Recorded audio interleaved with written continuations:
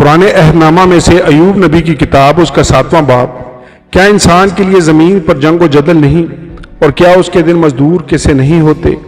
जैसे नौकर साया की बड़ी आरजू करता है और मजदूर अपनी उजरत का मुंतज़िर रहता है, वैसे ही मैं बुतलान के महीनों का मालिक बनाया गया हूँ और मुसीबत की रातें मेरे लिए ठहराई गई हैं। जब मैं लेटता हूँ तो कहता हूँ कब उठूँगा, पर रात लंबी होती है और दिन निकलने तक इधर उधर करवटें बदलता रहता हूँ। मेरा जिस्म कीड़ों और मिट्टी के ढीलों से ढका है, मेरी खाल सिमटती और फिर नासूर हो जाती है।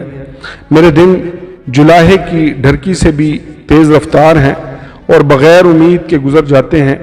आह, याद करके मेरी ज़िंदगी हवा है और मेरी आँख खुशी को फिर ना देखेगी। जो मुझे अब देखता है उसकी आँख मुझे फिर ना देखेगी। तेरी आँखें तो मुझ पर होंगी पर मैं ना हूँगा।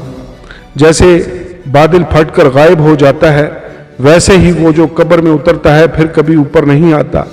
वो अपने घर को फिर ना लौटेगा, ना उसकी जगह उसे फिर पहचानेगी। इसलिए मैं अपना मुंह बंद नहीं रखूँगा, मैं अपनी रूह की तलखी में बोलता जाऊँगा। मैं अपनी जान के अजाब में शिकवा करूँगा। क्या मैं समंदर हूँ या मगरमच्छ जो तू मुझ पर पहरा बिठाता है? जब मैं कहता हूँ मेरा बिस्तर मुझे आराम पहुँचाएगा, मेरा बिछोना मेरे गम को हल्का करेगा, तो तू ख्वाबों से मुझे डराता और रोयतों से मुझे सहमा देता है। यहाँ तक कि मेरी जान फांसी और मौत को मेरी इन हड्डियों पर तरजीह देती है। मुझे अपनी जान से नफरत है, मैं हमेशा तक जिंदा रहना नहीं चाहता। मुझे छोड़ दे क्योंकि मेरे दिन बुतलान हैं।